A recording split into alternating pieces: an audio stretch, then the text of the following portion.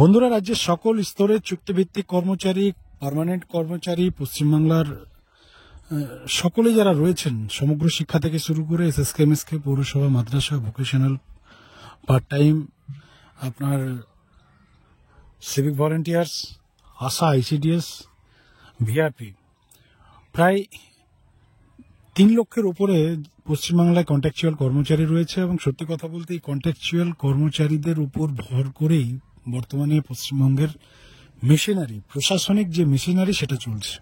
এবং শুধু একটা ডিপার্টমেন্ট নয়, আমরা সবচেয়ে ইম্পর্টেন্ট যে ডিপার্টমেন্টগুলো রাজ্য সরকারের রয়েছে, স্বাস্থ্য থেকে শুরু করে শিক্ষা থেকে শুরু করে প্রশাসনিক ডিপার্টমেন্ট, একাধারে সিভিক ভলেন্টিয়ার্সরাকে যেভাবে গ্রাউন্ড লেভেলে কাজ করাচ্ছে রাজ্য সরকার, শিক্ষা ডিপার্টমেন্টে তো আপনাদের সকলের জানা, পার্শ্ব শিক্ষক থেকে শুরু করে এসএসকে, এমএসকে, পৌরসভা, মাদ্রাসা, ভোকেশনাল শিক্ষাকর্মী, কন্ট্রাকচুয়াল জগতে যারা রয়েছেন তারা আছেন। এবং তার সঙ্গে স্বাস্থ্যক্ষেত্রে যদি আপনারা দেখেন, ভিআরপিরা রয়েছেন, আশা কর্মীরা রয়েছেন, আইসিডিএস রয়েছেন, আরও একাধিক ডিপার্টমেন্টের কর্মচারী রয়েছেন। অনেকের নাম হয়তো আমরা নেওয়া হচ্ছে না, সবাইকেই মেনশন করে আমরা আজকের এই প্রতিবেদন নিয়ে এসেছি। তার কারণ আপনারা সকলেই জানেন, ফেব্রুয়ারি মাসের আজ 10 তারিখ, সোমবার।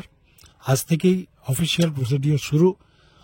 সম্ভবত আগামী 12ই ফেব্রুয়ারি, অর্থাৎ জাস্ট হাতে গোনার একটা দিনের অপেক্ষা, 12 তারিখে রাজ্য সরকারের পক্ষ থেকে রাজ্য বাজেট পেশ করার কথা রয়েছে।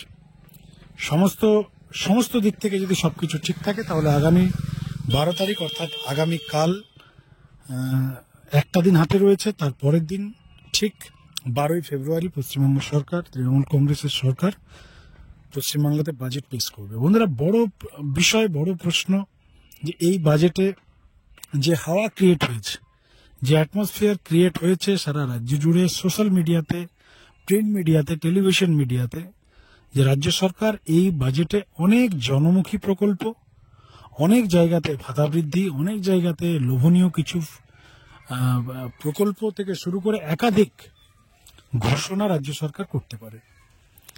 আপনারা সকলেই জানেন, চুক্তিভিত্তিক ডিপার্টমেন্ট থেকে শুরু করে রাজ্য সরকারি কর্মচারী যেমন ডি এর সম্ভাবনা রয়েছে 4% থেকে শুরু করে 6% পর্যন্ত। ঠিক একইভাবে যারা সমগ্র শিক্ষার আন্ডারে কাজ করছেন, আপনার পার্শ্ব শিক্ষক আছে, এসএসকে, এমএসকে, পৌরসভা, মাদ্রাসা, বিভিন্ন ডিপার্টমেন্টের যারা কর্মচারী রয়েছেন তাদের ক্ষেত্রেও ভাতা বৃদ্ধির একটা বিষয় রয়েছে। দেখুন, বিশ্বাস করুন না করুন, শুধু আমাদের চ্যানেলকে টাচ করতে হবে আমরা সেটাও বলছি না, টাচ করা না করা সম্পূর্ণ আপনাদের বিষয়। ভিডিও আমাদের ভালো লাগলে দেখা না দেখা সম্পূর্ণ আপনাদের বিষয়। কিন্তু একটা কথা অস্বীকার আপনারা কেউ করতে পারবেন না, যে ধরনের পরিস্থিতি, যে ধরনের অ্যাটমসফিয়ার বা হাওয়া ক্রিয়েট হয়েছে বা বাজ ক্রিয়েট হয়েছে, তাতে পরিষ্কার আপনারাও কোথাও না কোথাও একটা আশায় রয়েছেন, একটা এক্সপেকটেশন আপনাদের মনের মধ্যে সকলের তৈরি হয়েছে যে 12 তারিখে কিছু একটা হবে। আর এই কিছু একটা হবে, এই আশা ক্রিয়েট হওয়ার কারণ একটাই, যে শাসকপন্থী সংগঠনের নেতা থেকে শুরু করে বিরোধী পক্ষ সমস্ত দিক থেকেই একটা পজিটিভ বার্তা আপনারা হয়তো শুনতে পাচ্ছেন, হয়তো সোশ্যাল মিডিয়াতে লেখালেখি হচ্ছে, হয়তো একটা সমস্ত দিক থেকে গুড নিউজের একটা খবর কিন্তু আসছে যে বাজেটে কিছু একটা রাজ্য সরকার করবে। আর ঠিক এই জায়গায় দাঁড়িয়ে আপনারা জানেন, আমরা গতকালকে আমাদের চ্যানেলেই লাস্ট ভিডিওতে, লাস্ট প্রতিবেদনে একটা বিষয় আপনাদের জানিয়েছিলাম, যে সমগ্র শিক্ষার যে সংগঠনগুলো রয়েছে তাদের মধ্যে অন্যতম সংগঠন আপনারা সকলেই জানেন, যে সংগঠন 2011 সালের পর প্রায় সাইনবোর্ডে কনভার্ট হয়েছিল, যে সংগঠনকে পশ্চিমবঙ্গের সমগ্র শিক্ষা কর্মচারীরা প্রায় ভুলেই গিয়েছিল যে এই সংগঠনে আর কেউ নেই, বা টোটালি সাইনবোর্ডে কনভার্ট হয়েছিল, সেই সংগঠন যার নাম বর্তমানে নিখিল বঙ্গ বা সিটু সমর্থিত যতগুলো সংগঠন রয়েছে, যারা পশ্চিমবাংলায় আজকের ডেটে ফুল অ্যাক্টিভ রয়েছেন। এবং সত্যি কথা বলতে বিরোধীর যে জায়গাটা, বিরোধীর নয়, অ্যাকচুয়ালি দাবি দেওয়া, সোজা চোখে চোখ রেখে চাওয়ার যে জায়গাটা একমাত্র তারাই রেখেছে। তার কারণ দেখুন, শাসকপন্থী সংগঠন যে কোনো রাজ্যে আপনি যান, তারা চোখে চোখ রেখে দাবি আদায় তো দূরের কথা, দাবিটা চাইতেও পারে না। আপনারা পশ্চিমবাংলার বিভিন্ন সেক্টরের সংগঠনগুলো যদি ফলো আপ করেন, শুধু সমগ্র শিক্ষা আমরা বলছি না, আদার্স যে সকল ডিপার্টমেন্টগুলো আছে, সরকারি সংগঠনের নেতার ক্ষমতা বলুন, নেতার সাহস বলুন, কোনোদিন নেই, হবেও না। এবং হতেও পারে না। তারা যেটুকু তাদের যেটা পসিবল সেটা শুধুমাত্র যদি আমরা বলি সেটা হচ্ছে আপনার ভিক্ষে চাওয়ার মতো একটা সিচুয়েশন, যে সরকারের সদিচ্ছায় যদি কিছু হয়ে যদি সরকার দেয় তো সেটাই ঠিক আছে, যা দেবে সেটাতে এগ্রি।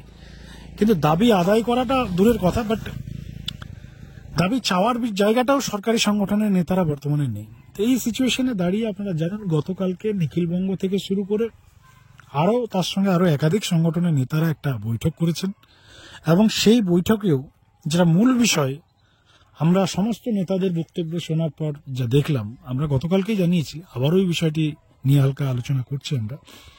গতকালকেও নেতারা একটা বিষয় সরকারকে সরাসরি বার্তা দিয়েছে যে রাজ্য বাজেটে দেখুন হবে, হচ্ছে, হওয়ার কথা, এই খবর তো রয়েছে, কিন্তু কাদের হবে, কত টাকা হবে, আদৌ হবে কিনা তার যদি 100% সিওরিটি আপনারা যান, অফিসিয়াল সিওরিটি যান, কেউ আপনাদেরকে দিতে পারবে না, কোনো মিডিয়া হাউসও দিতে পারবে না, ইভেন শাসক দলের কোনো নেতারও দেওয়ার ক্ষমতা নেই, একমাত্র রাজ্যের মুখ্যমন্ত্রী মমতা বন্দ্যোপাধ্যায় ছাড়া। তো এই সিচুয়েশনে দাঁড়িয়ে যারা বিরোধী বলুন বা যারা চোখে চোখ রেখে সরকারের কাছে দাবি চাইতে পারে, সেই সমস্ত সংগঠনের নেতারা নিখিলবঙ্গ যে সংগঠন রয়েছেন, সাধারণ সম্পাদক মনোরঞ্জন মণ্ডল মহাশয়, রাজ্য পার্শ্ব শিক্ষক সমন্বয় সমিতির শামীম আখতার মহাশয় থেকে শুরু করে দেবমাল্য বাবু, আরও একাধিক নেতৃত্বরা ছিলেন। মধুমিতা বন্দ্যোপাধ্যায় এক্স হয়ে গেছেন, বেরিয়ে গেছেন, কিন্তু তবুও তিনি পার্শ্ব শিক্ষক থেকে শুরু করে সমগ্র শিক্ষার কর্মচারীদের স্বার্থে সেই মিটিংয়ে জয়েন্ট ছিলেন, এবং তিনিও আপনারা সকলে জানেন বর্ষিয়ান একটা নেতৃত্ব, বহু আন্দোলনের তিনি পশ্চিমবাংলায় নেতৃত্ব দিয়েছেন, তিনিও গতকালকের মিটিংয়ে ছিলেন, এবং সকলের একটাই বার্তা দিয়েছে সরকার, যে সমগ্র শিক্ষার যারা কর্মচারী রয়েছে তাদের জন্য অ্যাটলিস্ট একটা স্ট্রাকচার তৈরি করা, একটা বেতন কাঠামো তৈরি করা, এবং অন্তত বারবার যেন এদেরকে স্যালারি ইনক্রিমেন্ট বা বৃদ্ধির জন্য রাস্তায় না নামতে হয়, চাইতে না হয়, একটা মোটামুটি সুনির্দিষ্ট অ্যাটলিস্ট শান্তিতে যেন এরা কাজটা করতে পারে, শান্তিতে যেন এরা নিজেদের ডিউটিটা করতে পারে। ইকোনমিক দিক থেকে, আর্থিক দিক থেকে যেন রাজ্য সরকার এদের একটা পার্মানেন্ট সলিউশন করে। কত টাকা বাড়াতে হবে, কি দিতে হবে, কি দাবি, এই সকল নিয়ে কোনো বার্তা তারা দেয়নি। তারা রাজ্য সরকারকে সরাসরি একটা বিষয় জানিয়েছে, এই সামনে বাজেট, লাস্ট বাজেট যেহেতু রাজ্য সরকারের, রাজ্য সরকার যদি ফাইল টাইল বা যাই যা খবর হয়েছে সেটা যদি পজিটিভলি করে রেখে থাকে তাহলে তো কোনো বিষয় নয়, কিন্তু যদি ইনকেস মিসিং থাকে কোনো জায়গাতে সেটা যেন ফুলফিল করা হয়, অন্যথায় শিক্ষকরা রাস্তায় নামবে, তৃণমূল কংগ্রেসের বিরুদ্ধে রাস্তায়।